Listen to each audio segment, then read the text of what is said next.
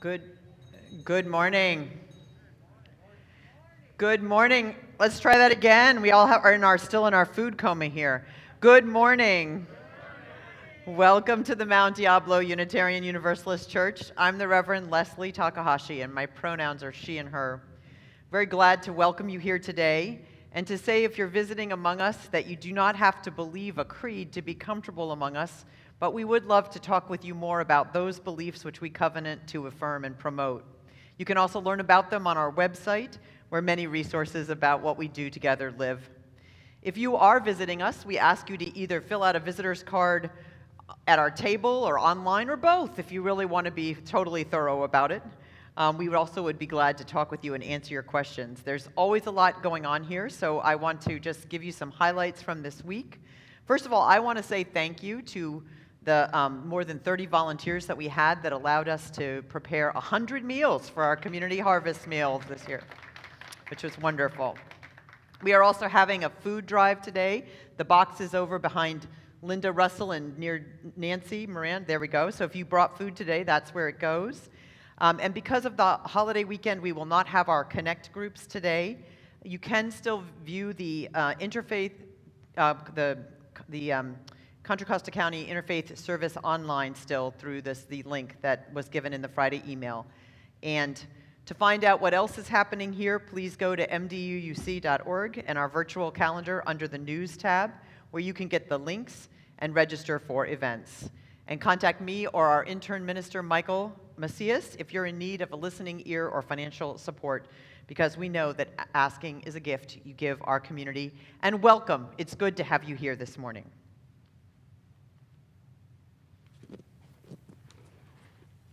Hello? Oh, good.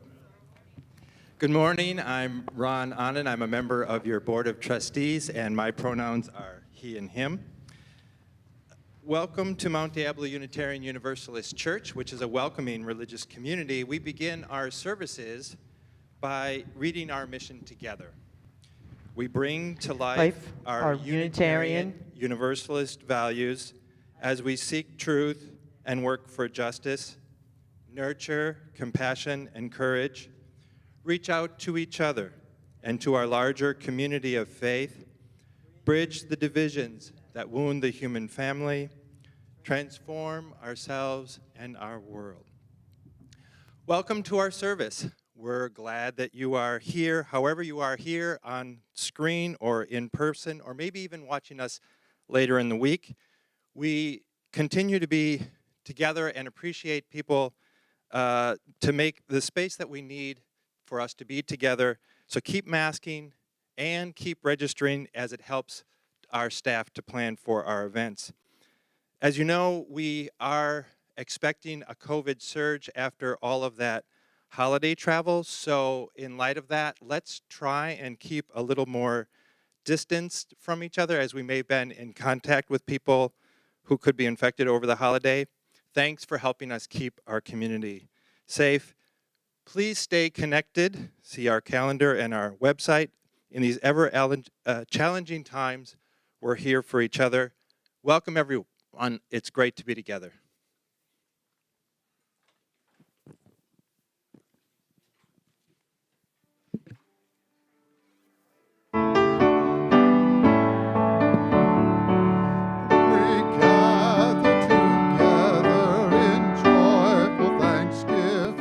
Acclaiming creation whose bounty we share, both sorrow and gladness we find now in our living. We sing a hymn of praise to the life that we bear. We gather together to join in the journey, confirming, committing our passage to be a true affirmation in joy and tribulation, when bound to human care and hope, then we are free. We gather together in joyful thanksgiving, acclaiming creation whose bounty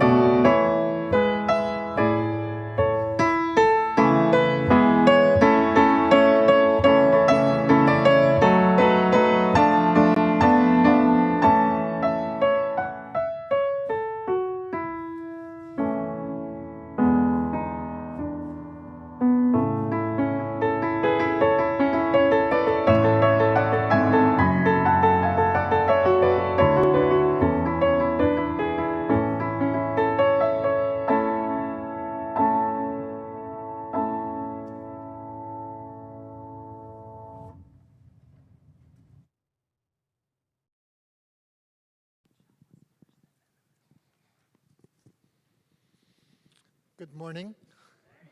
My name is Elliot Barenbaum. This being the holiday of Hanukkah, I would like to light the chalice, say a few words.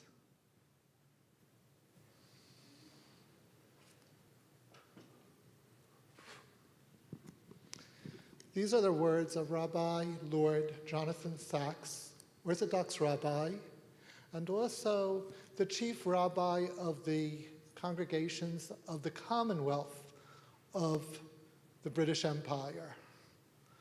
Hanukkah is about the freedom to be true to what we believe without denying the freedom of those who believe otherwise.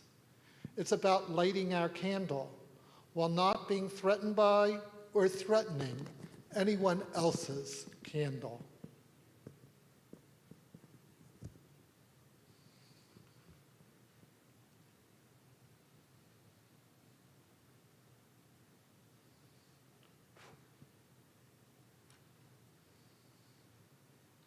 Baruch atah Adonai Eloheinu melech haolam, asher kiddushanu b'mitzvotav shel Hanukkah. Baruch atah Adonai Eloheinu melech haolam, asher kiddushanu b'mitzvotav v'tzivanu lahadlik ner shel Hanukkah. Baruch atah Adonai Eloheinu melech haolam, shehachianu v'kimanu v'higianu hazman hazeh. Happy Hanukkah.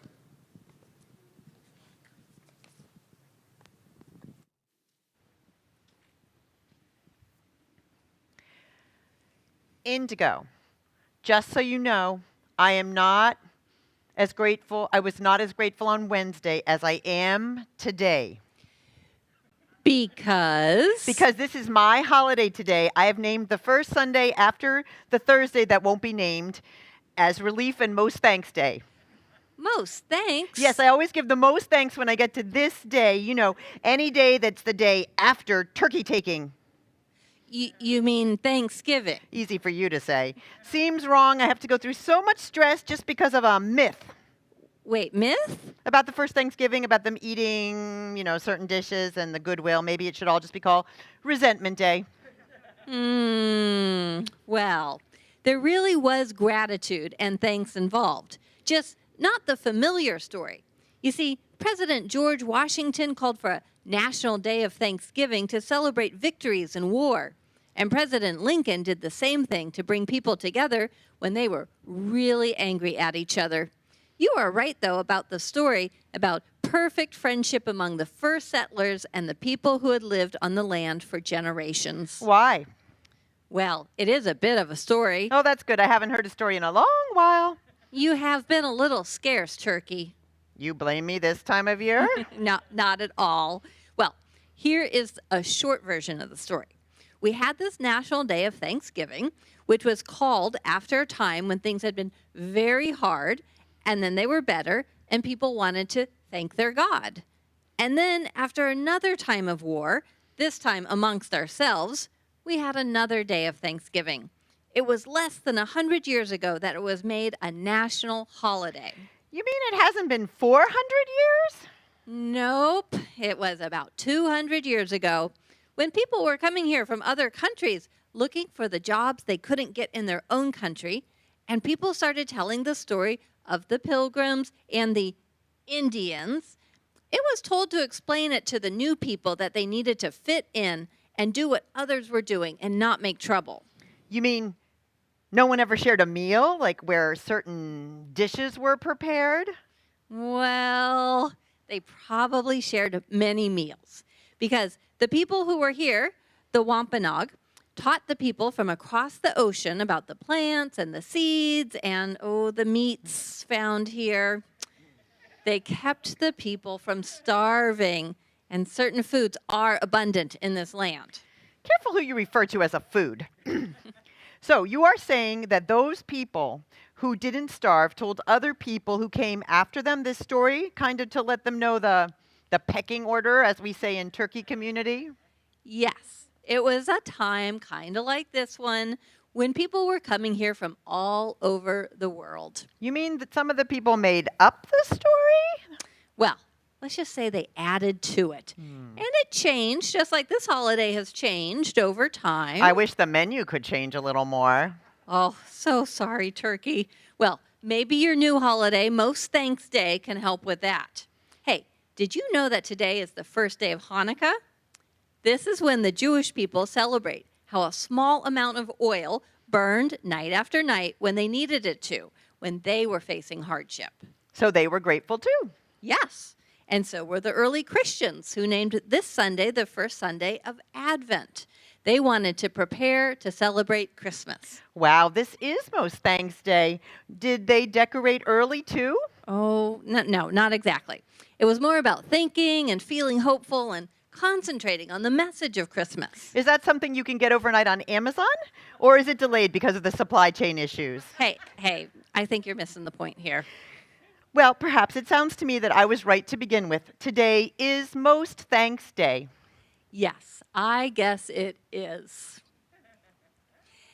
And now I would like to mention that we do have a food barrel that we have on campus here. It is on the upper patio, and it will be accepting donations from now Till the end of the week. till the end of the week. And our children are going to join me in decorating it during the service.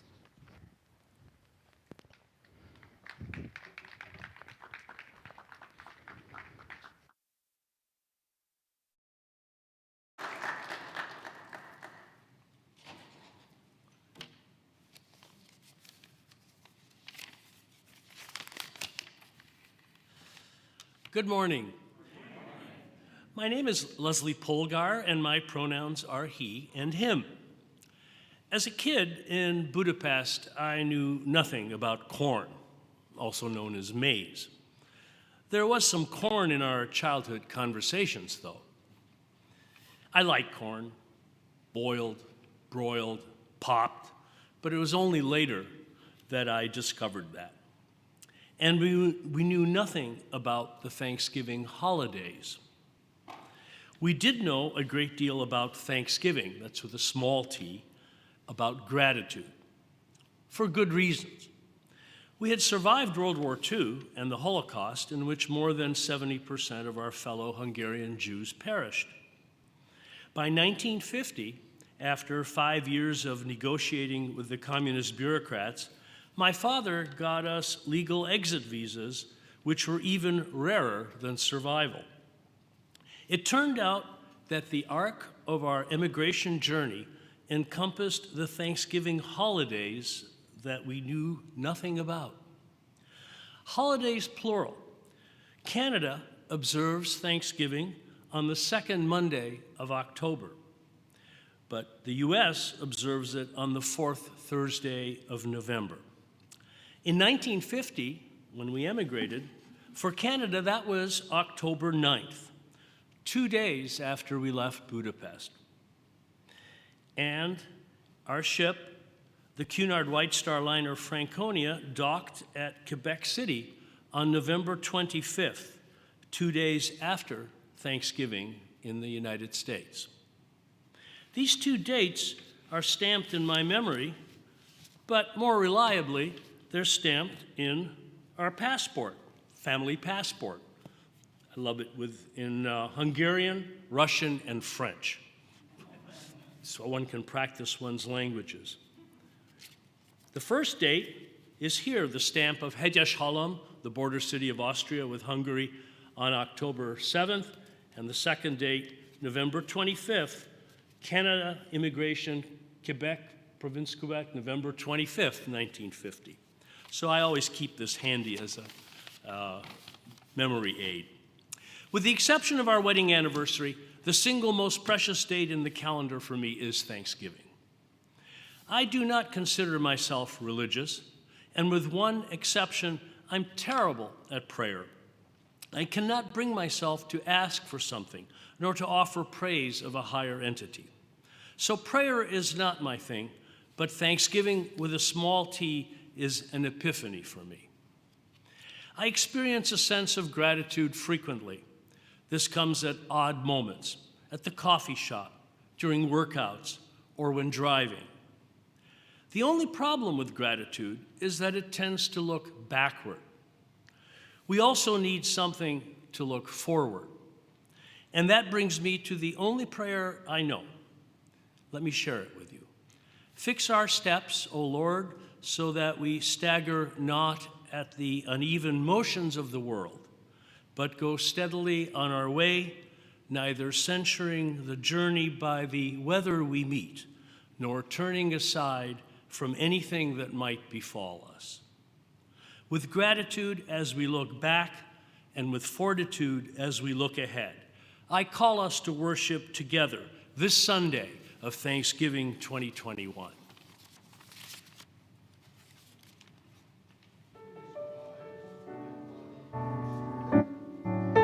To sing, at least I will sing, our opening hymn, We Give Thanks. We give thanks for this precious day, for all gathered here and those far away, for this time we share with love and care. Oh, we give thanks for this precious day. Oh, we give thanks for this precious day, for all gathered here and those far away, for this time we share with love and care. Oh, we give thanks for this precious day.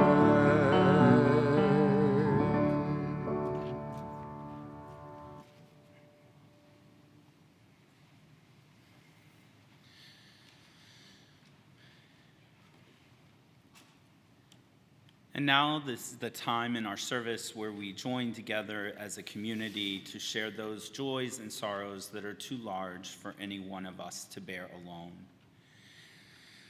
We begin by asking Reverend Leslie, who is lighting this candle, for healing for Doris Peruk, whose positive attitude despite illness is inspirational. No calls unless you usually call Doris, please. Reverend Leslie's also lighting a candle for all of those spending the holidays without a loved one for the first time this year. Nancy White asked for a candle of joy to be lit as she's completed age 79 last week and is going for 80, quote, with a vengeance. And Reverend Leslie and I want to light a candle honoring World AIDS Day on December 1st. May the light of this candle remind us of the sacrifice of all who came before and those who still live with HIV and AIDS. And now we light two final candles, the first representing all of the joys and sorrows left unspoken in our community but are still part of us. And the final candle reminds us of our responsibility to repair this one precious and healing world.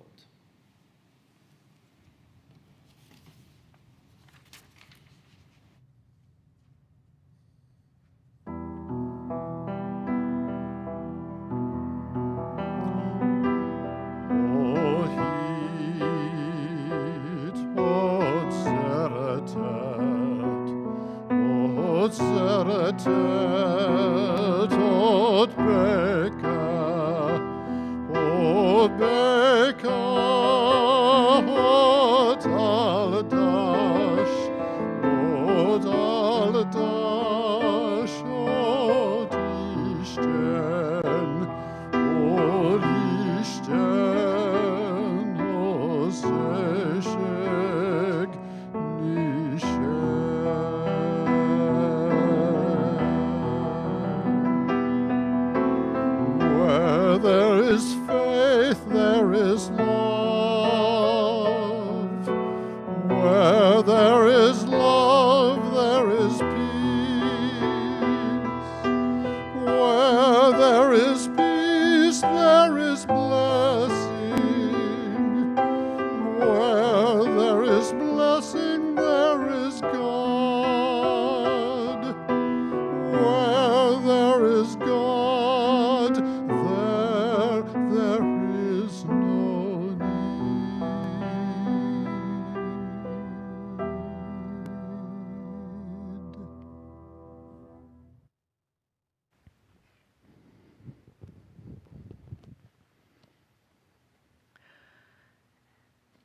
couple times a year, we have the opportunity to have people of all generations together in our service, and this is one of those wonderful days. Now, of course, right now, where we are with vaccination, et cetera, it's a little means we're back and forth around different places. So we're going to be doing some more things outside today so that we can actually be together in this time. And I'm going to invite us to just think about this week in which we're asked to think about gratitude. And gratitude and thankfulness is the true origin of the holiday in this nation, a holiday that was put together at a time of great division in our nation, which is something that we're aware of once again. So I'm going to share a few things that I'm thankful for today, and I'm going to invite others to think about things that they are thankful for. I'm thankful for my family, for dogs, and because I feel like I have to do equal time, cats. I'm thankful for vaccinations and the chance to help others and the ability to say I'm sorry when I make a mistake. What are you thankful for? Take a moment and think about that. I had a chance to be outside a little bit yesterday, so I'm particularly thankful today for moss and for ferns and for sunrises and sunsets and for reconnecting with loved ones after being apart. How can you share some of your gratitude that's on your heart today? I'm grateful for books and friendships and being with others who care about the world like I do. How could we have more than a day, but maybe a whole week of being thankful to everybody that we encounter and expressing our appreciation for them? I'm thankful for masks that make us safer, for funny TV shows, and for the pumpkin cake that my niece baked for me on Friday. I'm thankful for plants and being able to learn new things and ways. So again, let's just take a moment of being quiet together and think about one thing we're grateful for today, and maybe even one person to whom we could express that gratitude sometime in the next couple days. And when you think about what you're grateful for, I'm going to invite all of us, those outside here with me and those inside the sanctuary as well, and those even watching at home today, to all say out loud together, when I say 1, 2, 3, what you're thankful for. 1, 2, 3.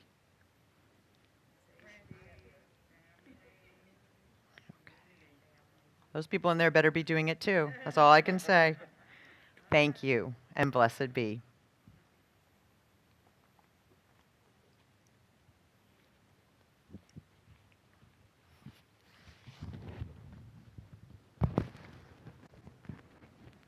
Before the bread, the meal, before the meal, the grain, before the grain, the sun and rain, the beauty of God's will.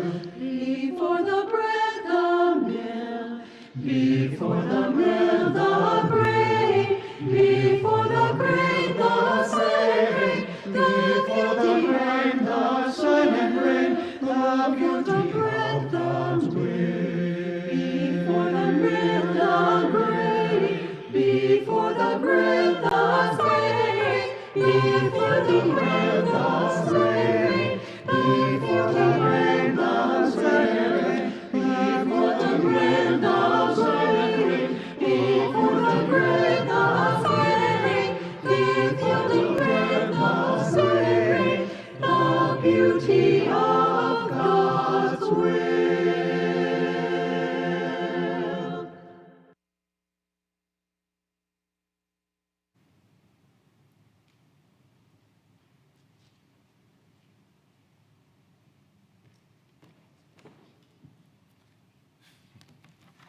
Good morning, and much as I would be honored to be Mark Watanabe, he and I traded Sundays. So my name is Chris Carter. I am a member of your Board of Trustees and the elected treasurer of the congregation, and my pronouns are he, him, and his. As we reflect today on gratitude and abundance, I can't help but think about the Thanksgiving holiday and its meaning for me. And much as I do believe in the importance of understanding the true 17th century history behind the holiday we celebrate, I try to focus my Thanksgiving holiday on the present and the many things that I am thankful for. Today, I hope that you will join me in being thankful for the many facets of MDUUC. These might include the centering effects of worship, the opportunity to learn about yourself and others, or the privilege of being challenged and then reflecting in a safe space. And with this gratitude in mind, I invite you to share in your abundance as you are able. It takes contributions from people like you and I to operate this church, and I am thankful for my fellow members of the MDUUC community who join me in making these contributions. The ushers will now come forward to receive the offering.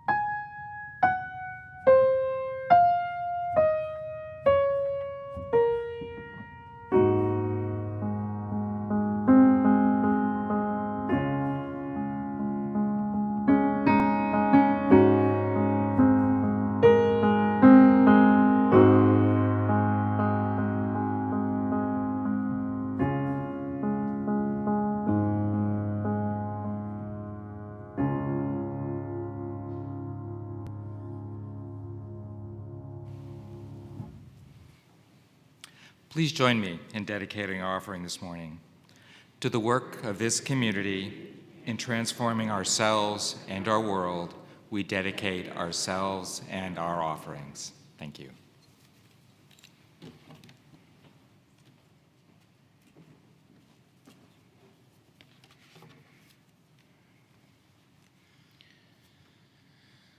This morning, Reverend Leslie and I would like to share with you the words of Sean Sherman, the author of The Sous Chef's Indigenous Kitchen, and a writing that he did for Time magazine. Every November, I get asked an unfortunate, loaded question. You're a Native American. What do you eat on Thanksgiving?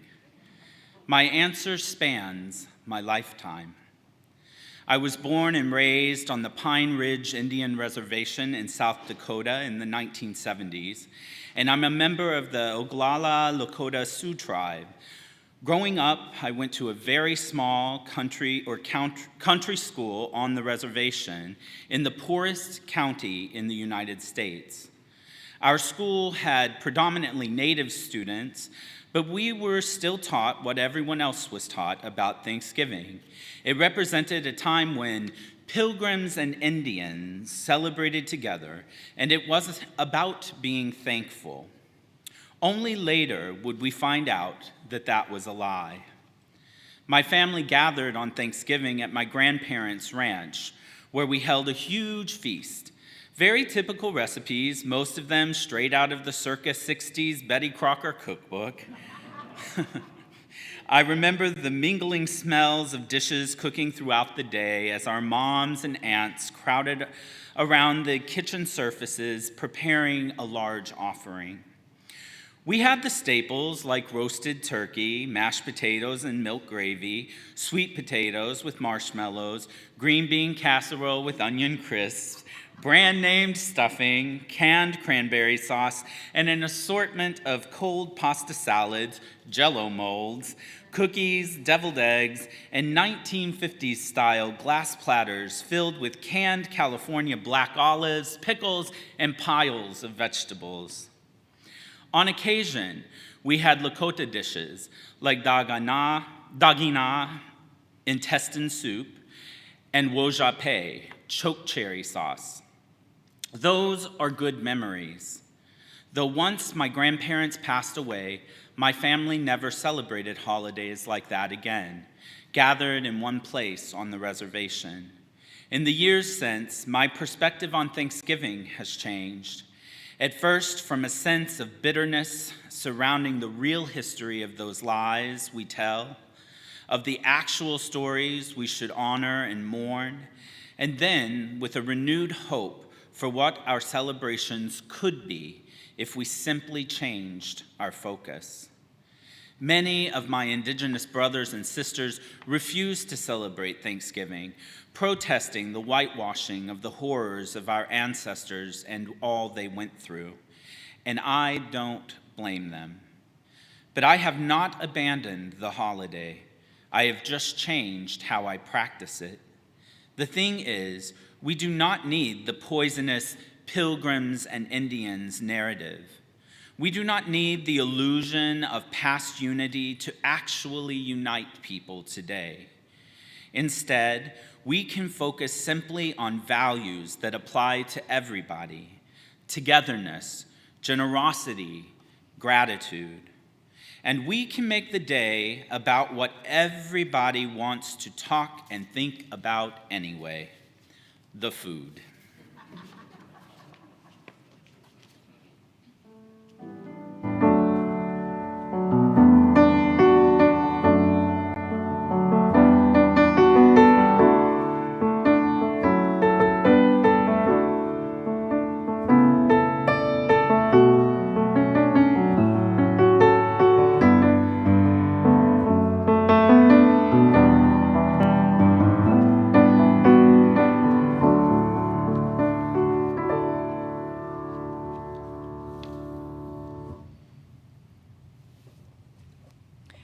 When I was driving across this vast nation this last summer, I passed many, many, many, many, many, many, many cornfields.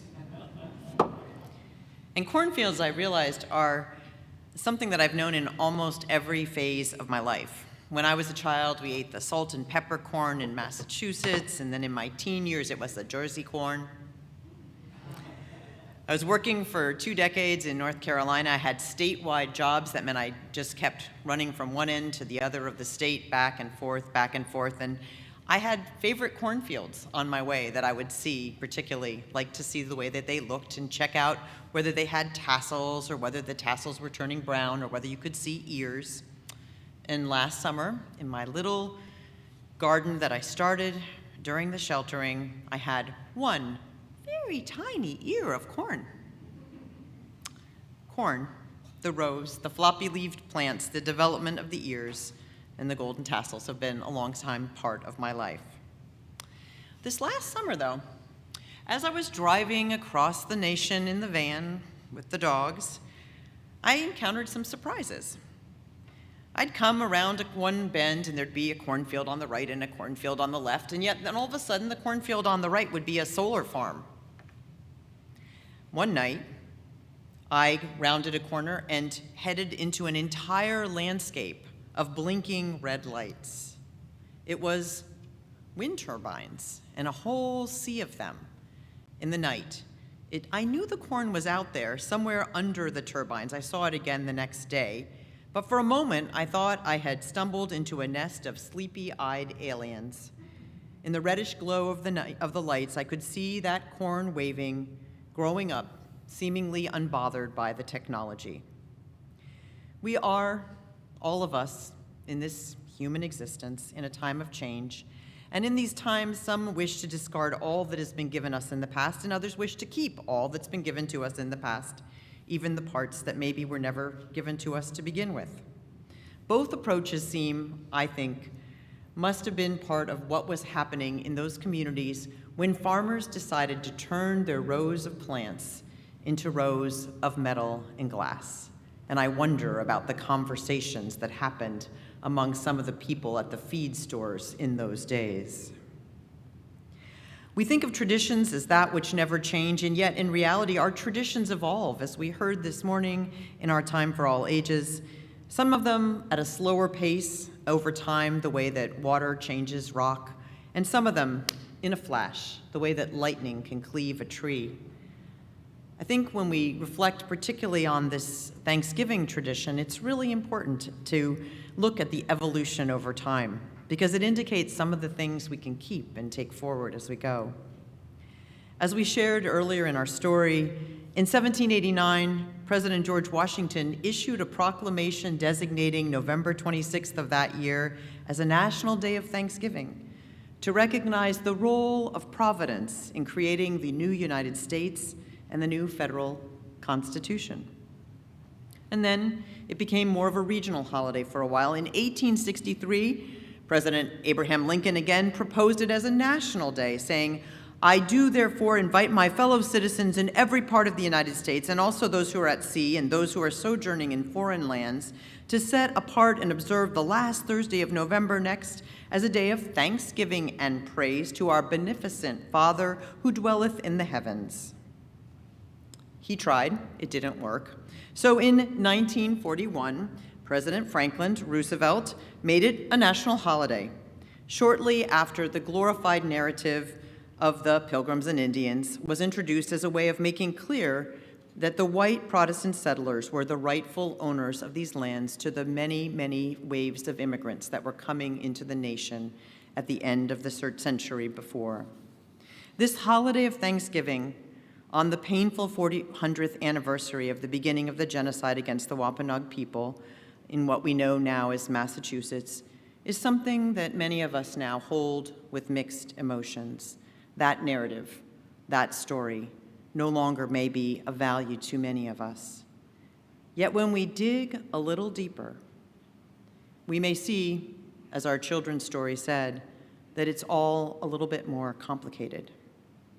As David Reynolds wrote in The Atlantic earlier this month, Thanksgiving was, for more than 2 centuries, a northern state affair, celebrated annually at different times in the mid to late fall.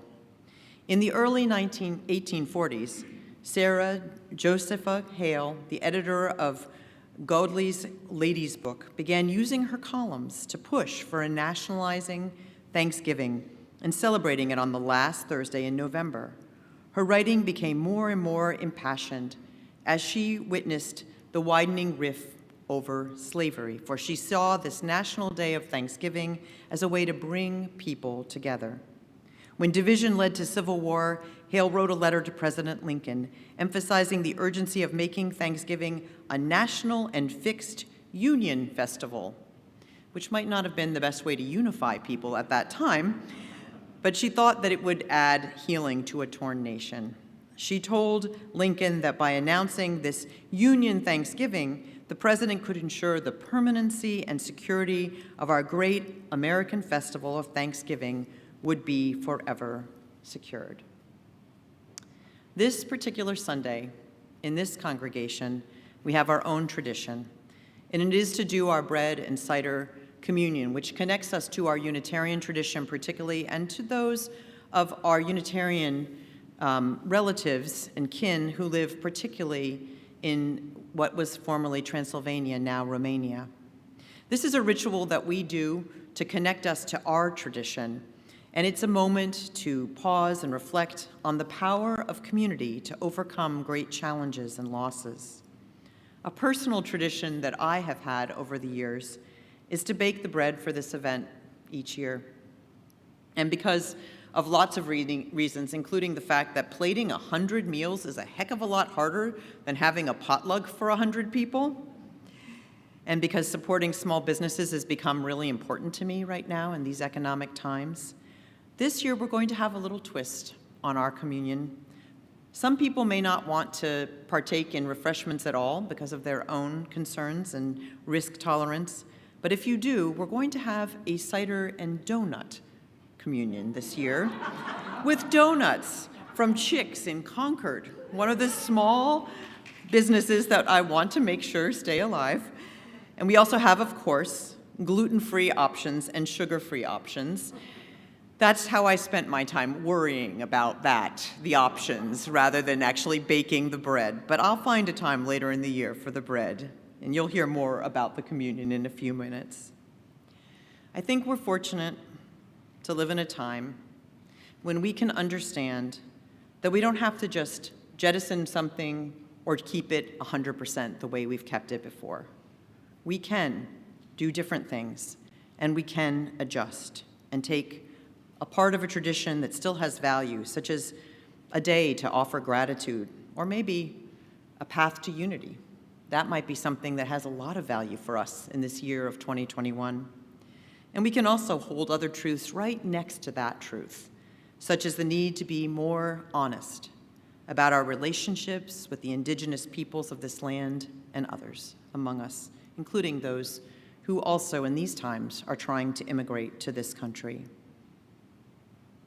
You know, by the end of my drive east last summer, I wasn't really surprised to see anything in a cornfield.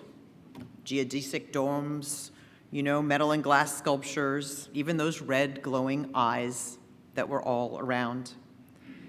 The corn persists, as does our need to adapt and change in our private and our shared worlds.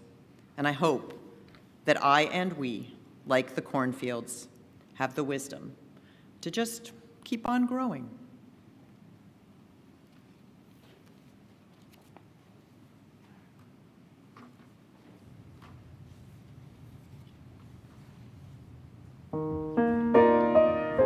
Please rise in body or spirit for our closing hymn, For All That Is Our Life. For all that is our life, we sing our thanks and praise.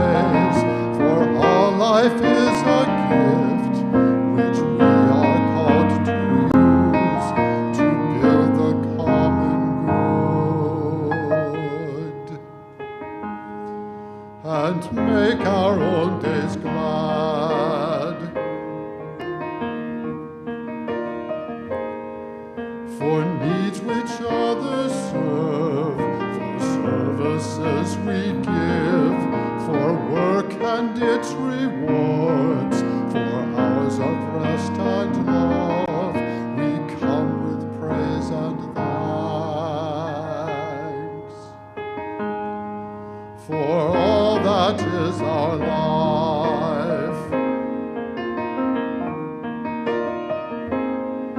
for sorrow we must bear, for failures, pain, and loss, for each new thing we learn, for fearful hours that pass, we come with praise and thanks.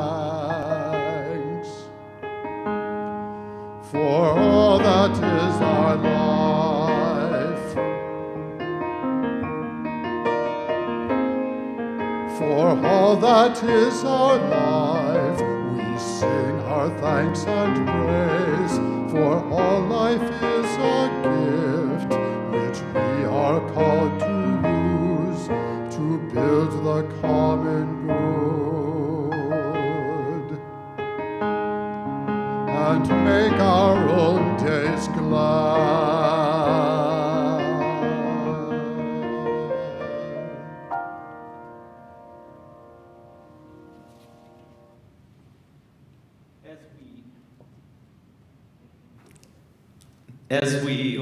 Now I'm even louder, sorry. As we close our service this morning and extinguish our chalice light, I just want to remind us that our traditions evolve, like Reverend Leslie said. And so today, as we exit out of our sanctuary and as you are joining us on the patio, little slips of paper we are asking you to take with you. They are quotes from various people throughout the ages related to gratitude. And we are asking you to share your reflection on that quote and how it relates to the importance of community to you.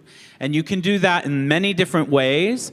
For those of you at home, we have a movie that will play as we all exit and leave, and you can feel free to look at the quotes, pick the one that sparks the most curiosity or relevance to you, and talk about it with the people around you. Or better yet, pick your quote and join us for virtual coffee hour at 11:30 when I will run back over to the office. And if you're here with us, if you feel comfortable with your risk tolerance, take your slip down to the brick patio hospitality area and engage in a more traditional yet modified donut communion. And those of us on the upper patio will stay and turn to our neighbor and just have a communal reflection on gratitude. And as I extinguish this chalice, though the light diminishes here in the sanctuary, we take this hopefully not changing light of love into our own hearts and use it for the rest of the week.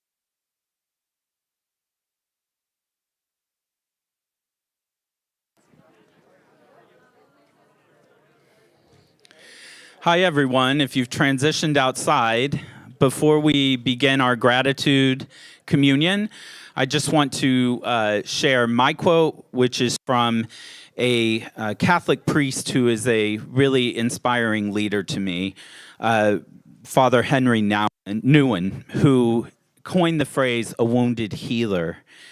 And he writes, "Gratitude goes beyond the mine and thine and claims the truth that all life is a pure gift." So in that spirit, enjoy your communion with each other.